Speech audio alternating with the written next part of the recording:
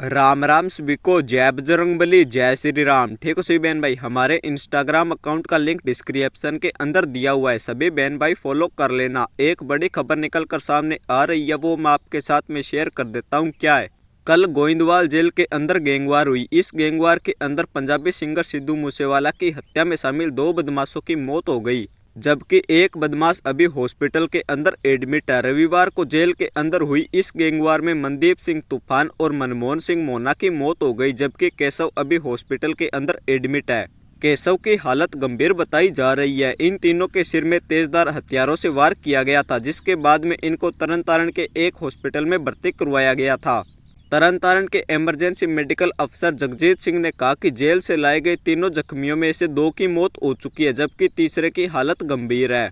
Jail के assistant superintendent Harish Kumar ने बताया कि इन लोगों की आपस में ही लड़ाई हो गई थी। मूसेवाला मर्डर केस से जुड़े इन सभी गैंगस्टरों को एक ही जगह में बंद किया हुआ था और वहां पर सिक्योरिटी भी थी। मरने वाले दोनों ही जग्गू भगवानपुरिया गैंग से जुड़े हुए थे, लेकिन इस गैंगवार में एक हैरान कर देने वाली फेसबुक पोस्ट निकलकर सामने आई है। ये फेसबुक पोस्ट गोल्डी बराड़ के नाम से बनी हुई एक फेसबुक आईडी पर की गई है।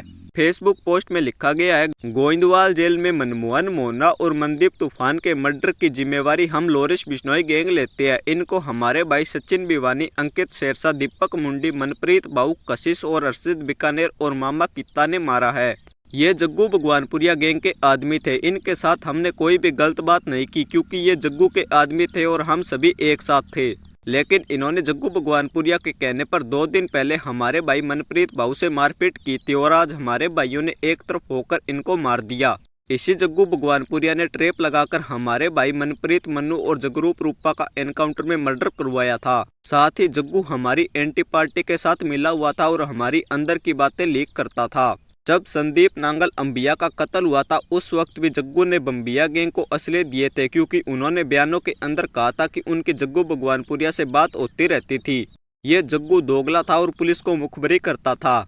अगर आज कोई जग्गू भगवानपुरिया का साथ देता है तो वो सीधे तौर पर हमारा दुश्मन होगा, और अगर कोई लोरिश बिश्नोई ग्रुप और काला जठेड़ी ग्रुप के किसी बंदे पर हाथ उठाता है तो उसका भी यही हाल होगा। हमने आज तक किसी गलत बंदे को ग्रुप में नहीं रखा। जो गलती करेगा वो भुगतेगा। भाईचारे में धोखा बिल्कुल भी माफी के लायक नहीं है। और जो लोग जग्गू भगवानपुरिया का चिट्टा बेचते हैं वो सभी तैयार रहे, उनका भी जल्दी नंबर आएगा।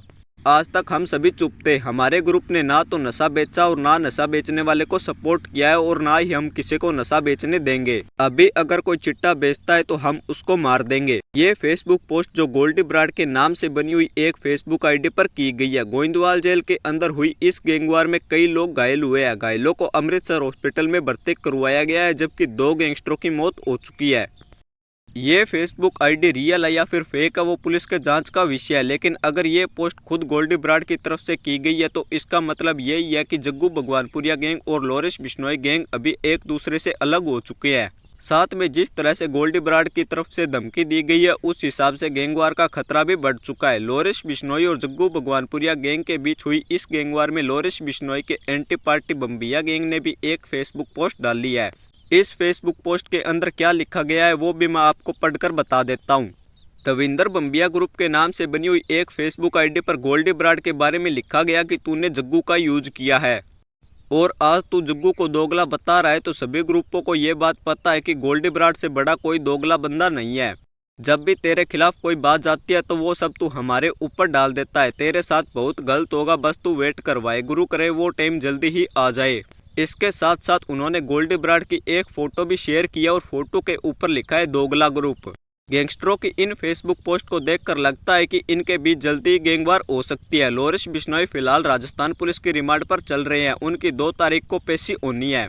जयपुर पुलिस के अलावा राजस्थान के अन्य जिलों की पुलिस भी लोरिश बिश्नोई को रिमांड पर लेकर पूछताछ कर सकती है। और कई भाई बहन बोलते हैं कि आपकी वीडियो का नोटिफिकेशन नहीं आता, तो वो सभी बहन भाई एक बार नीचे चेक कर लेना कि आपने नोटिफिकेशन ऑन किए है या फिर नहीं किए है।